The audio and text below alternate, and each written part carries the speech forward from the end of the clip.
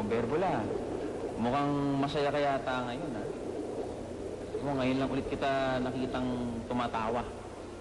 Kasi nitong mga nakaraang araw, lagi ka nakasimangot. May pinagdiriwang kasi si Berbola. Pinagdiriwang? Oo, bakit kakatapos lang ng kaarawan mo? Rebos, gusto mo ba talagang malaman kung bakit ako masaya? Kung ganon, huwag kang mawawala sa palasyo mamaya dahil may magaganap na paglilitis. Sigurado ako mabubusog na naman si Octivo dahil makakatikim na naman siya ng isang sirena.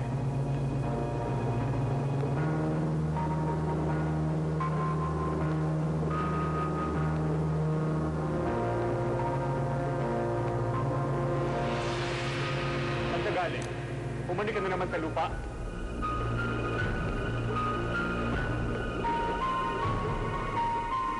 Sir, lalagay na po ba lahat ng gamit sa kotse? Kuya, bababa na ako I'll just wait for you in the car.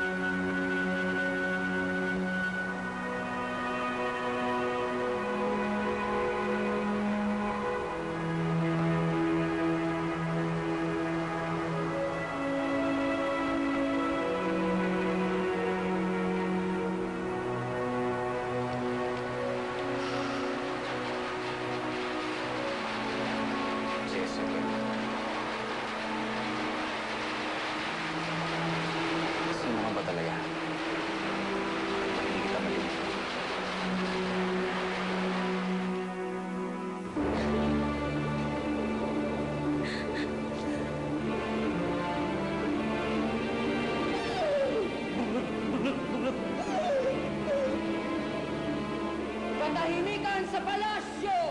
Yo! Ikaw, Jezebel, anak ni Banak, na huling nasa itaas, sa lupa. Ha! Malinaw pa sa sikat ng araw ang kasalanan na gawa mo. Nilabag mo ang sagradong kautusan ng kaharian ng Sirenea!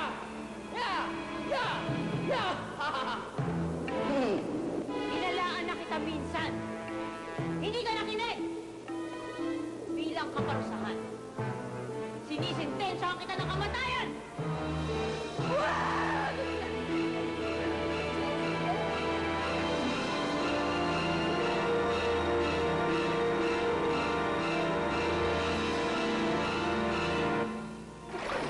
Panoorin ninyong mabuti ang sinapit ng rebelding Sirena.